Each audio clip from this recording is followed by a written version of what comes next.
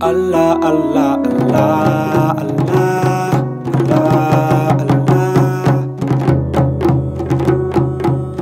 Take it right. Mam la ilaha illallah Muhammadur Rasulillah sallallahu ta'ala mam alayhi wa sallam. Mam la ilaha illallah Mam Cheikh Moussa kalamallah. Yaa ñu jële ci lëndëm indi ñu ci leer, yaa ñu gindi si jëm ru ba ñu feer. Cheikh Moussa kalamullah.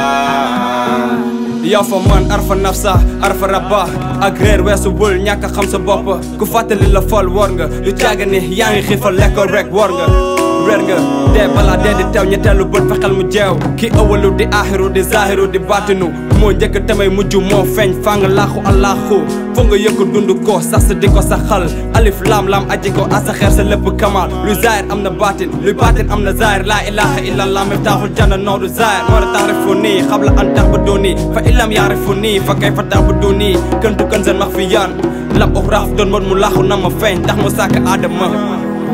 Mam la ilaha illallah Muhammadur Rasulillah sallallahu ta'ala mam alayhi wa sallam. Mam la ilaha illallah Mam Cheikh Moussa kalamallah. ci lëndëm indi ñu ci leer, yaa ñu gindi si jëm ru ba ñu feer. Cheikh Moussa kalamullah.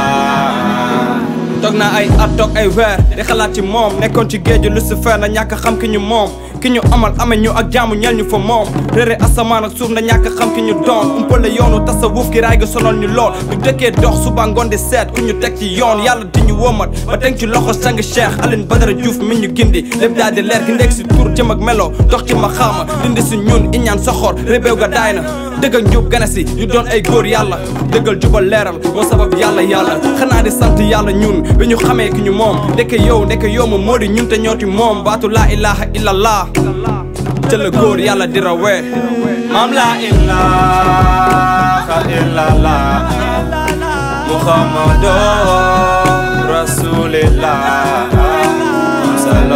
sallallahu ta'ala mam alayhi wa sallam. Mam la ilaha illallah Mam Cheikh Moussa kalamallah. yaa ñu jële ci lëndëm indi ñu ci leer, yaa ñu gindi si jëm ru ba ñu feer. Cheikh Moussa kalamullah.